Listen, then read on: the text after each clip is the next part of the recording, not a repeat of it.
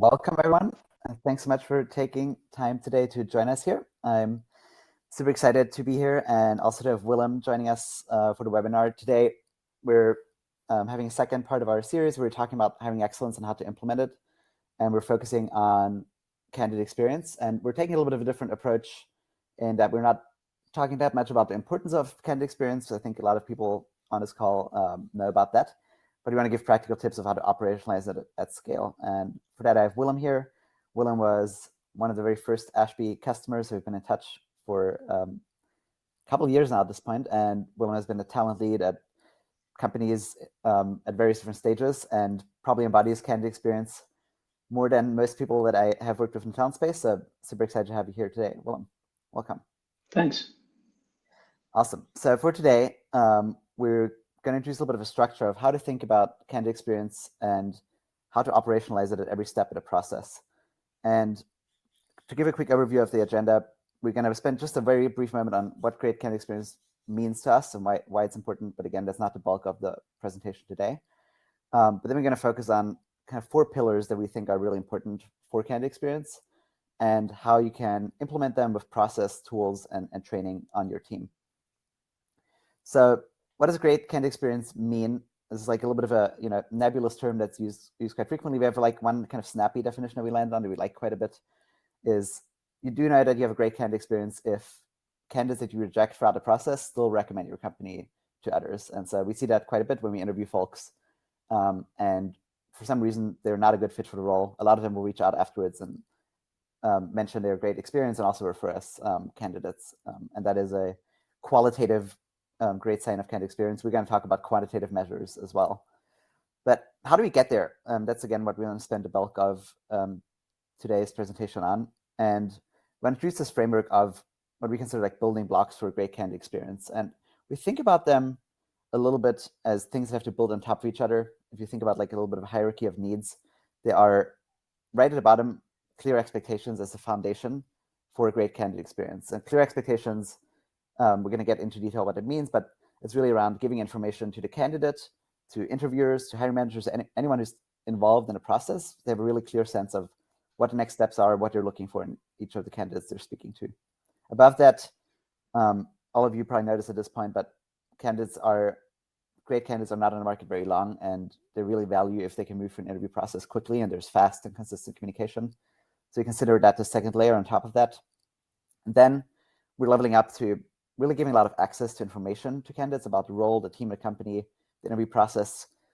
We see companies with better candidate experience just being more transparent with their candidates throughout the process. And then right at the top, we have the actual interview experience. So if you're talking to people in the company, what is the impression you're getting throughout these interviews? So these are the 4 pillars we're going to talk about. And then on the right-hand side, we have kind of activities we're going to take across all of these pillars. And one of them that we're going to focus on quite a bit is operationalizing. So again, how do we take all of these pillars and make sure they're actually implemented within our team?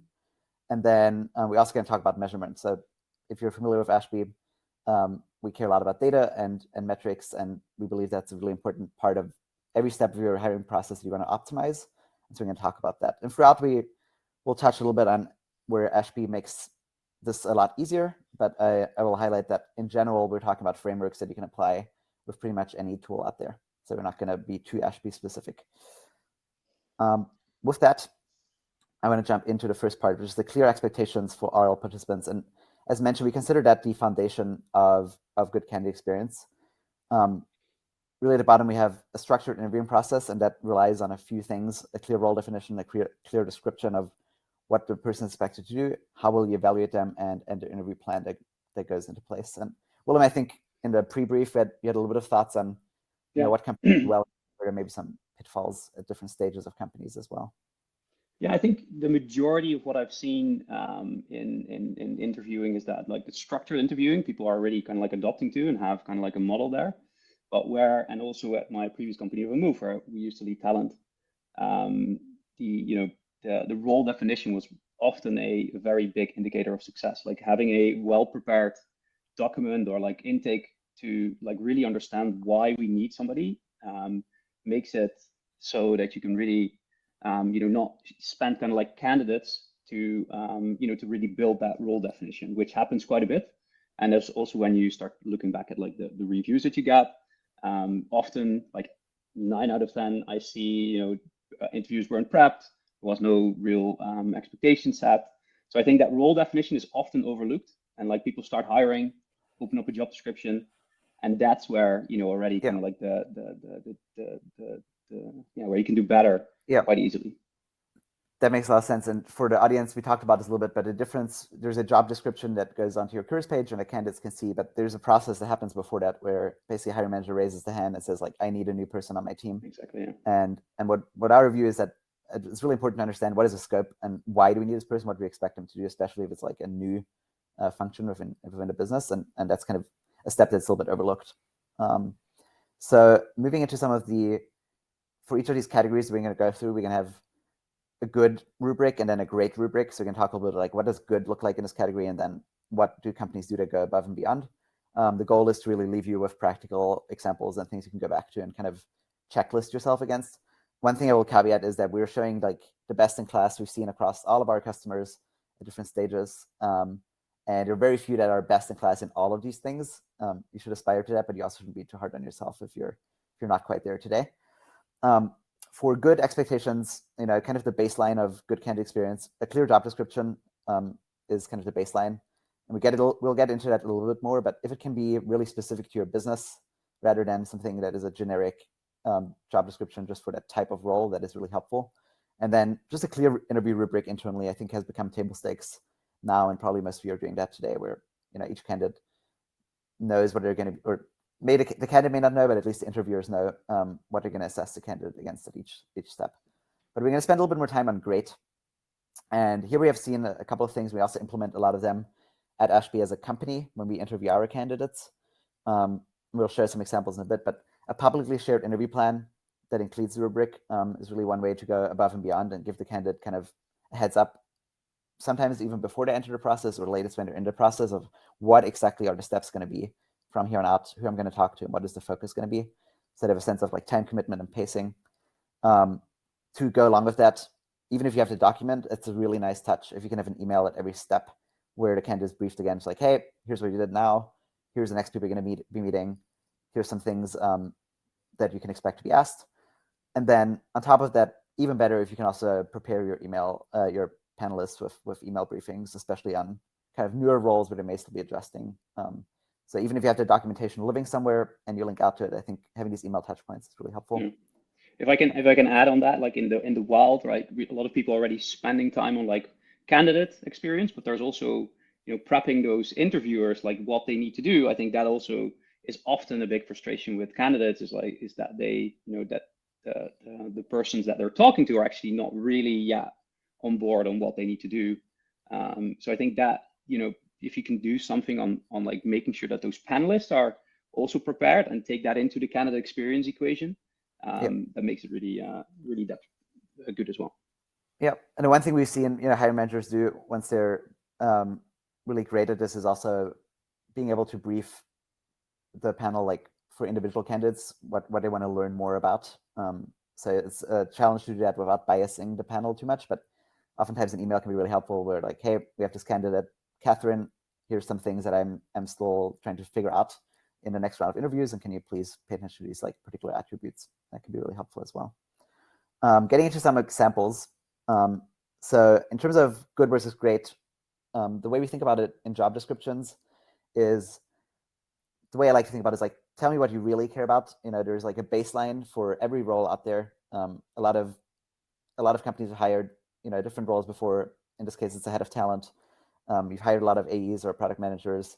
And there's a baseline for every company of like, what does it entail? And I think like the weaker job descriptions we see are pretty much just like these table stakes. Like, you are responsible for closing deals. You are responsible for building out the product roadmap. So to describe what every PM or every AE does in a company. I think if you can be specific about what is different about your business and what specifically are you looking for, and this comes out of the role definition that Willem and I talked about just a little bit earlier, then you can really create a significantly better experience. And we've gotten great feedback on this one here, for example, where we said, hey, we're looking for a head of talent. We are actually quite good at a lot of the things that an early stage head of talent may do, like bringing process to the company. So these are not the things that we're going to focus on. They're still important. But here are 2 things they care about. at Ashby for this. One is building out top of funnel, and two is building out like a process that allows us to track hires against a hiring plan and kind of building a capacity plan and all of that. So we got really specific about what are the things that we care about the most early on, and that also then fed through the interview loop. Yeah, and this is also a building block that we see within all our roles, right? And Ashby, kind of like also a big with his engineering jobs, we do a similar kind of use case, and like especially for engineers, the feedback has been also very very good. Also in the surveys that we run, is like the clear expectations that are set from the beginning that makes them, apart from all the other stuff that we do around our brand, make it stand out. So yeah, differentiating is easy on job descriptions, as you can probably see all around on LinkedIn, etc. Yeah, and I think one of the other things that is interesting, and we'll talk about this a little bit, is like you kind of have to establish a culture where this stuff is ranked important enough to spend time on it, because it is actually a lot of effort to open new roles if you go through all of these different pieces of content. At the same time, like writing a really good job description or a great one versus a merely good one is maybe takes a couple of hours more time, but you actually spend dozens of hours, maybe hundreds of hours interviewing candidates, and so it really creates a lot of leverage and is worth it, even if hiring managers and maybe you yourself feel it may not be worth it. I think kind of over-indexing on some of these like pieces of content that can really drive improvement throughout the process is helpful. Yeah, and if I can add one more thing that I've seen in like also at our other customers of ours is like being like identifying that not everybody might fit right into the job description, and talking about that you still want to see that the application, even though they don't tick all those boxes. Like maybe you haven't really built out that top of funnel for this out of talent role. We would still love to hear from you because you might have stuff that we've overlooked, right? So I think that calling that out on the job description is also very important and what drives success quite a bit. Yeah. Then the other part we talked about, probably a little bit more straightforward, but a public interview plan. You can do this whichever way you want. You can put it in a Google Doc or whatever you may be using. You can put it in email. But a structure can be as simple as this here. We've evolved a little bit since, but it's like an overview of like, here's who you're going to talk to. Here's what a focus area is. And it just gives a candidate an overview of what to expect in the process and what the time commitment is. We're starting to put that on more and more job descriptions as well, so people can even see it at the onset before they even apply to have a sense of the interview process. Yeah, and what I also would like to add is with what worked well with the move, and also we do it in Ashby, is kind of like give people the opportunity to choose what kind of route they want to take. So basically a menu card, so a la carte, kind of like interviewing, where some candidates really like to spend more time on the take home, and other ones want to really kind of like do a live coding exercise. And you can, if you ask up front and set that expectation clearly at the beginning, people know what they're going to get into and how much time they will spend, right? So I think that's also the the added value. And I think, Benji, I haven't never talked about you with this in terms of like why you choose this route, but maybe you can. We'll touch on that a little bit more. We'll touch a little bit more on interview experience, but I think a lot of it is kind of acknowledging that the best candidates have a lot of choice out there, and there was we'll talk about it a little bit when we get into interview experience, since that's probably a little bit relevant to that section. But I would love to pick that up. Then briefing email, as mentioned, even if you have the interview plan, even if it's a document that lives somewhere with a lot of details about the process, having these like different touch points throughout the process where you're sending dedicated emails, reminders of what the next steps are, who they're going to meet. That's just like a really nice touch. And we'll get into this a little bit, but on the operationalizing side, if you're using an ATS, it's generally quite easy to put in templates in place to kind of structure this communication and make it really easy to do that. And again, it's kind of a one-time effort. It feels like a lot of work to put all these templates together, but you're going to have dozens and dozens of candidates go through that process. So in the end, it will actually save a lot of time. So with that, moving on, the structure we're going through here is what does good look like, what does great look like, and then how do you operationalize great? So for the clear expectations segment, like how do we operationalize that? There's a process piece, which again, a lot of you may be already doing today, but there's a process piece of like what happens when we open a role. Like, ideally there's a document somewhere in your company is like, what steps do we go through? And it touches on all the things we talked about, like the role definition, the job description, all of that.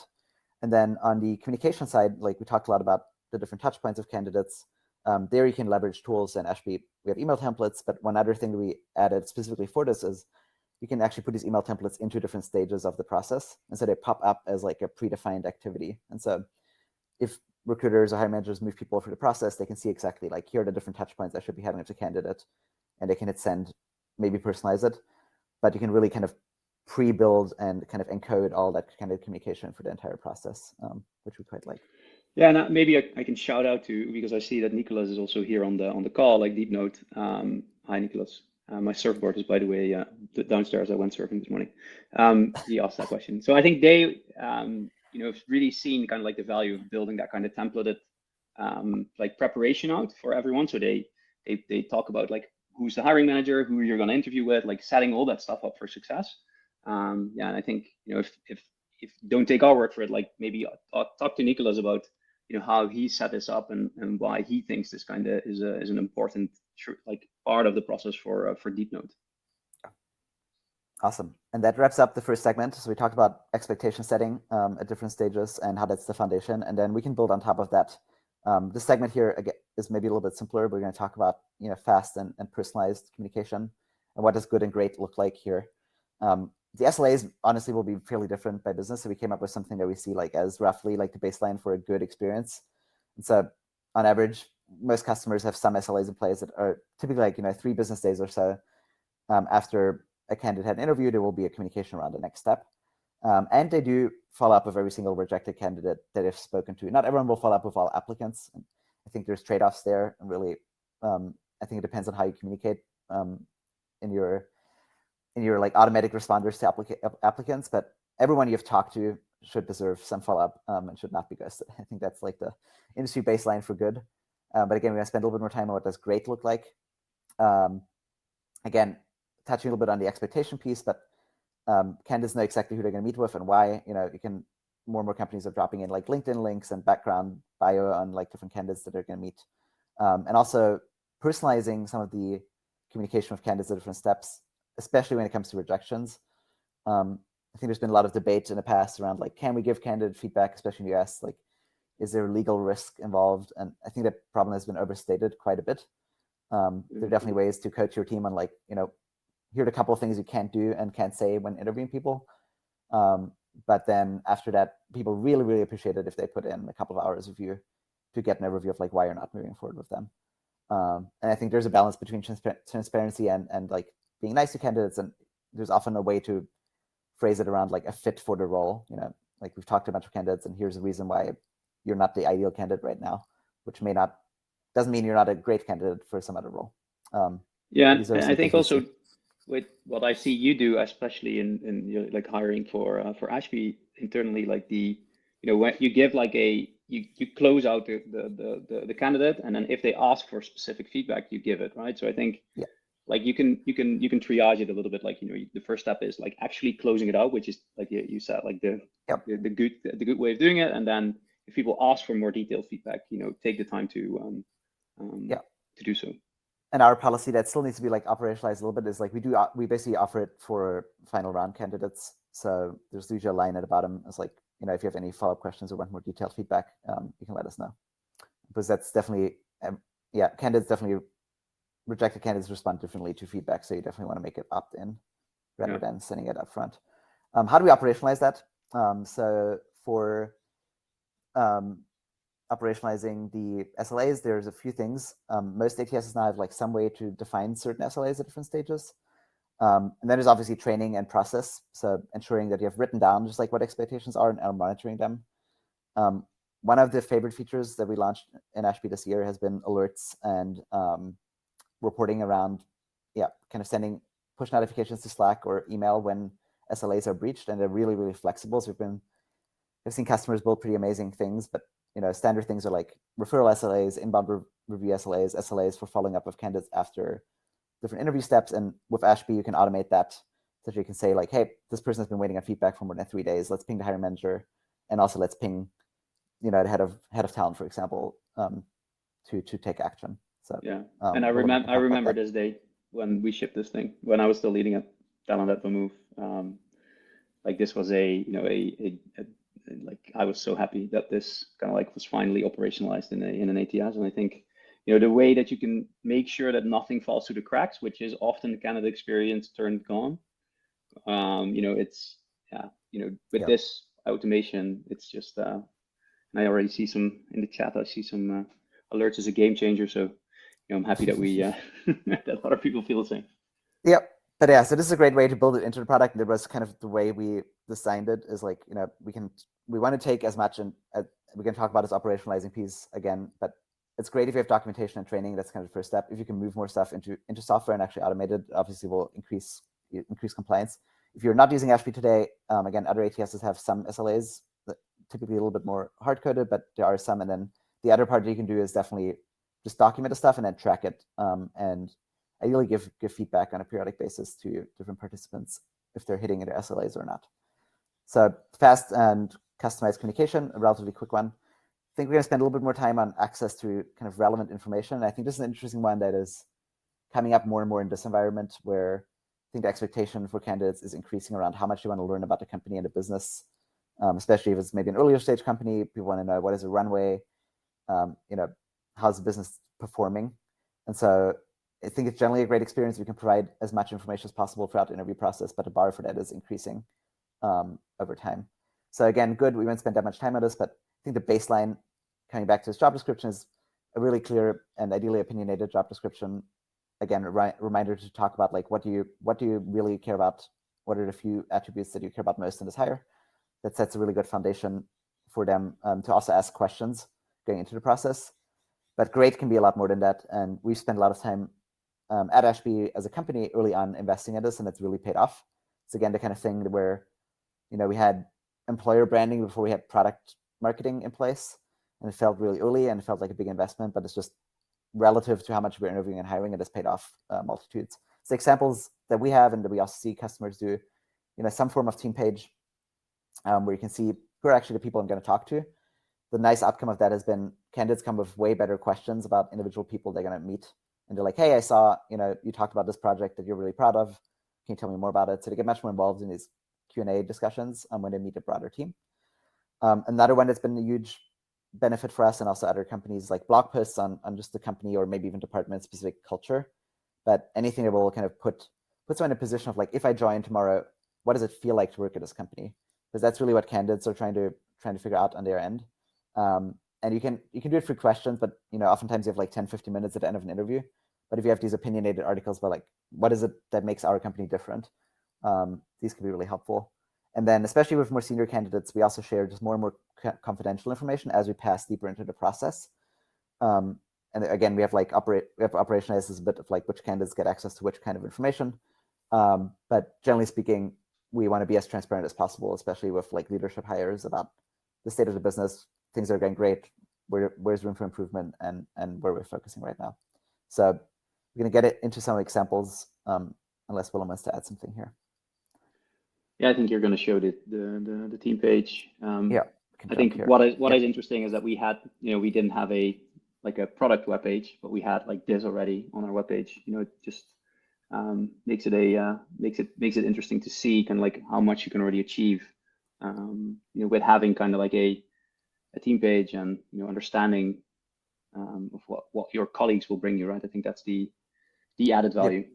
Yeah, the interesting thing for us is right now, if you go to our team page, you'll see every single team member. So a lot of companies have any leadership members on there, but every single person is listed. If you want to take a look, check it out on our website. And if you want this to be productized, we've been toying a little bit with the idea of that if that should eventually become an Ashby product feature, then you can vote for that in the chat. But this has been a really big, helpful piece for us. Blog posts, another one. So again, I wouldn't even necessarily thought about this as employer branding early on, but it kind of turned into that. But we basically had opinions on how certain things operate in a company, and we wrote longer internal posts on that. So how do we communicate? We have a pretty strong focus on async communication and how do we operationalize it well. And we took this internal blog post, which people really liked, and turned it into a public-facing piece. I think we see some companies out there doing that, still very small, but like publishing their employer handbooks to give just more sense of the culture that you'll be joining. So this can be a really great way to, again, give candidates a little bit of a window in what it's like to work at your company.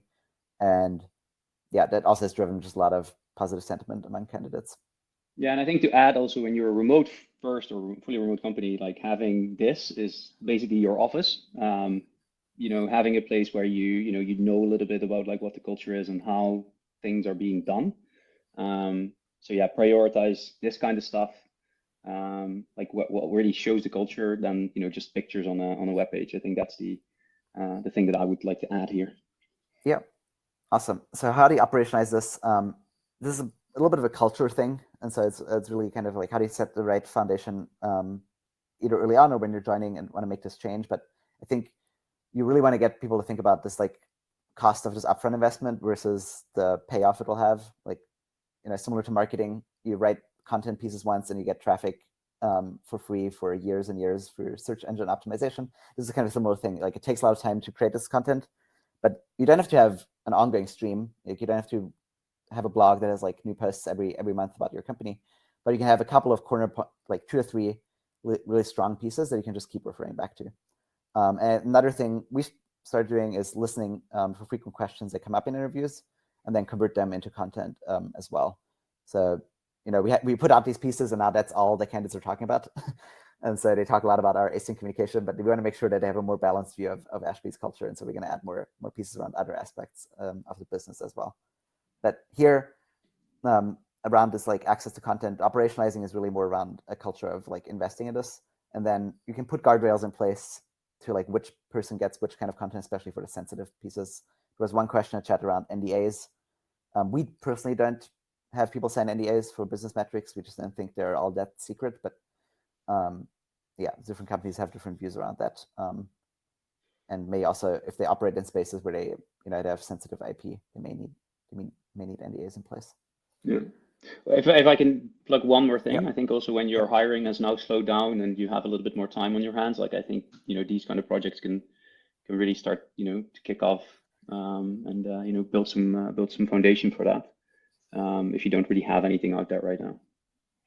Awesome. And then so when we introduced this hierarchy of needs, we had these 2 columns on the side. One where we talked about operationalizing. So we spent a bunch of time talking about examples in these 4 pillars and how do you operationalize being great in these examples. And then a big important part of that is measuring how you're actually doing and using that as a feedback loop. And so Willem will speak a little bit more to this part of the presentation. Cool. Yeah. So I think you already touched upon it. For me, candidate experience is more than just the survey that you run at the end. I also have to shout out to Shamila. I'm not sure if she's on the call, but basically my partner in crime at the move. She actually taught me how important it is to prioritize this every step of the way. So shout out to you if you're on the call. The operationalization of an hiring process starts with the being able to actually measure this. So maybe you can go to the next slide. Yep. You have to navigate me here, Benji. Yeah. So I think you have your whole journey, sourcing, screening, interviews, assignments, offers, and every step of the way you can basically ask the candidate a little bit more, right? So as long as you prioritize every step if it's like the one thing that you can do well for that candidate, you will have like the candidate has more inclination to really you can ask a little bit more from the candidate, like maybe 2 hours of interviews, right? You can't really do that in the beginning. So if you really do that well, you can build that complete picture of a candidate. So I think that's basically how I always thought about it.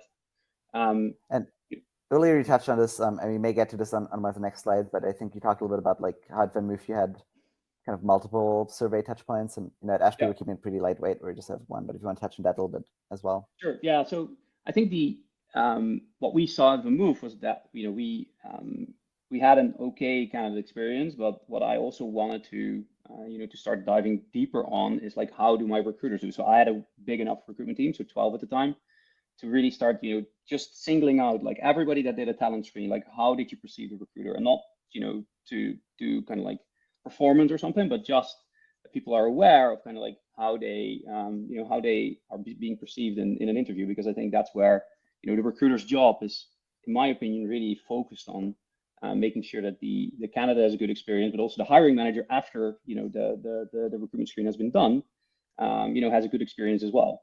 So I think that recruiter screen is so important to me that I started like pinpointing down on that, and having an overall candidate experience survey that runs kind of like after every after somebody has been archived or somebody has been hired and had an interview in the last 30 days. And then the recruiter screen was like a side project really, where we started measuring that CNPS and embedding that on their recruiter dashboard. So having that one CNPS score. So if I understand correctly, you had two surveys, one when the candidate went through the entire cycle, and then you started having another one just for recruiter screen in particular. And I think that's an interesting point where we all see some customers doing that. Is really like, if you have one part in the funnel that you care about, building a special survey for that. If you have certain type of candidate you care more about, like department specific questions, have kind of customizing that a little bit and measuring different things. Should we move on to the next one, or do you have more on this slide? So I think the excellent CNPS is 50, 40 is recommended. We have a kind of experience dashboard that we shipped at Ashby, and we have like high level data, which is nice, right? You can see your promoters and detractors and can specify on like hiring manager. But I think where it really gets interesting is when you can zoom in on like what's the CNPS per interview stage, right? So when people get kind of like rejected or they get like and they get hired, like obviously the CNPS is mostly different, right? Like hired people mostly are happy with their experience. But I think when you can optimize for like what happens in the second round or maybe after the first round, that's a really really powerful metric that you can track out of your dashboard.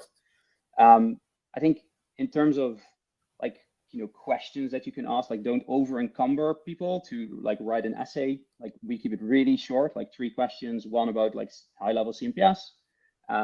Second is a role specific one, and then third is like a free flow text form. And actually I just shipped today an alert within Ashby that notifies us when there's somebody, a detractor, and left some comments for us, and it dynamically routes to the hiring manager, so that they can keep track of like, hey, what are people actually saying, right? Because I think the number is nice, but also underneath like a comment box is really interesting. So you have that kind of like specified here as well. Agree with that. And we have a blog post that we wrote a while back on how to structure candidate experience surveys. That's kind of built on top of like what we've seen customers do. So we'll share that out in the follow-up. But the sentiment is generally like, don't go too long, and give free form somewhere. Like the anecdotal evidence can be extremely helpful in addition to the scores, especially also because people have different baselines. Some people rate a great experience with a 7 and other people rate a great experience with a 10. So you want to look at numbers, but you also want to really be able to dig into individual examples. And then, quick plug for Ashby. Willem touched on a few things, but obviously I think in general, when you look at data, it's really, really helpful if you can slice it in different ways. So if you just have your top line candidate experience and you see a drop there, you won't be able to answer like what is driving this, what is the underlying cause. You usually have to go down like 2 to 3 layers and be like, let me look at it by function, or let me take a look by recruiter and see if there's any particular dip. And so we make that part really easy. And then going back to alerts, we can build notifications based on reports. And so the thing that Willem built, some other customers have built it as well, where like all negative NPS goes into a Slack channel where people can see it and can comment on it. So there's different ways to then operationalize that feedback. Willem, we're slowly running towards the end of the time, but I think maybe want to touch on a few other metrics that are not candidate NPS, but still relevant for the experience that candidates will have and that you maybe want to track.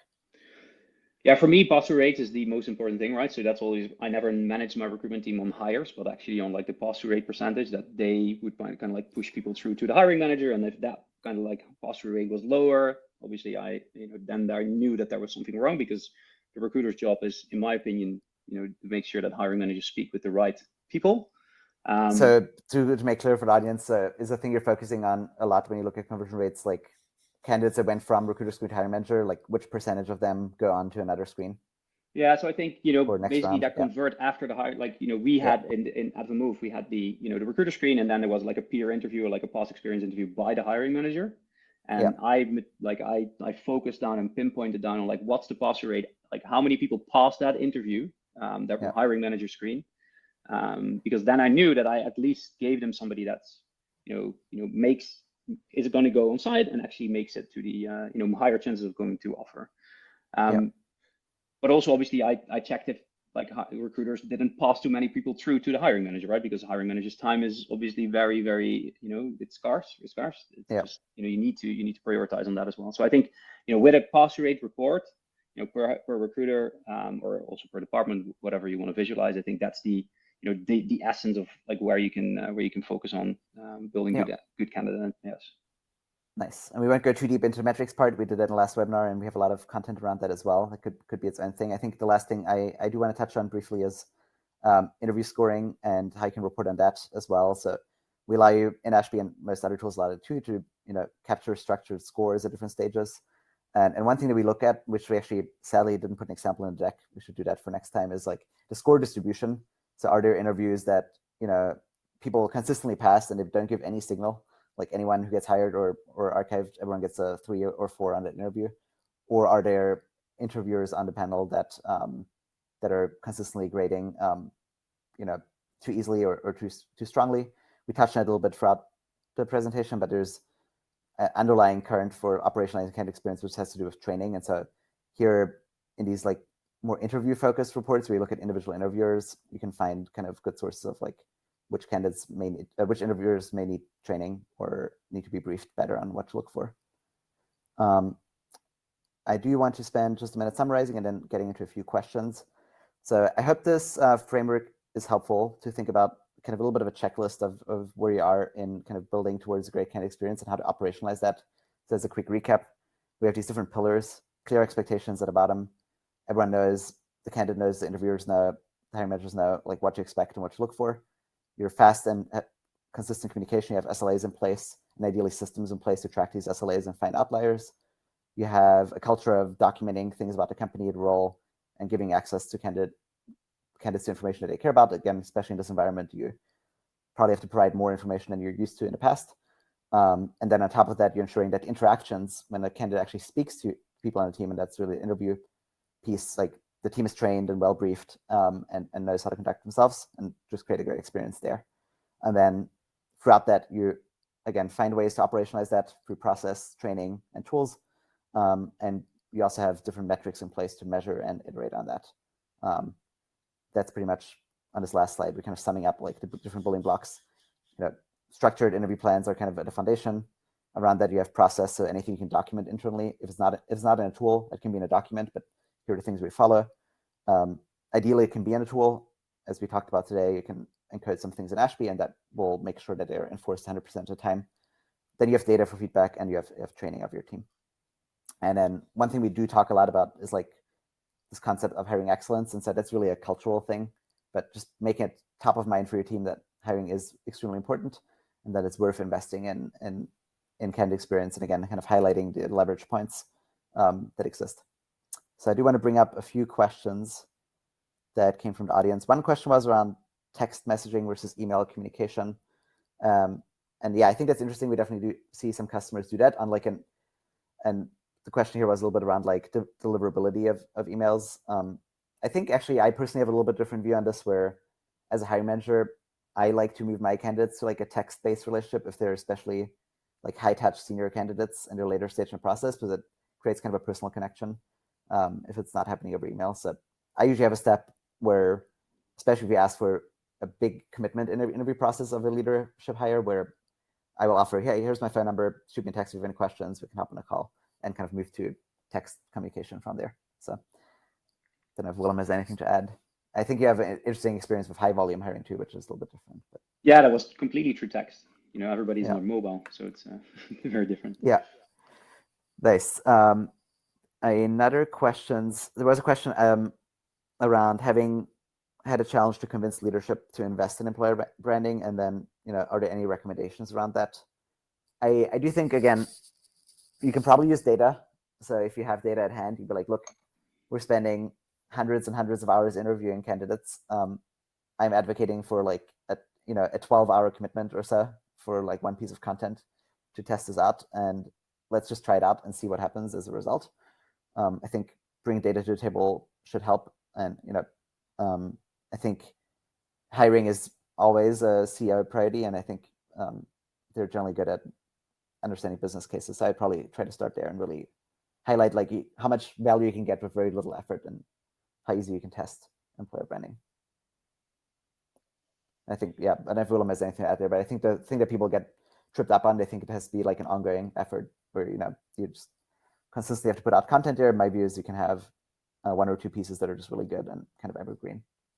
I think, look at like you can do it like, with without like putting budgets on it. Like there must be somebody in your team that has this urge to write something or is already a writer or has something, already, maybe a bit of a following that can help you with like, just talking about the hiring process. You must have somebody in your team that, um, that cares about hiring, and maybe they want to help you with setting something up, like the journey at company Y or company X.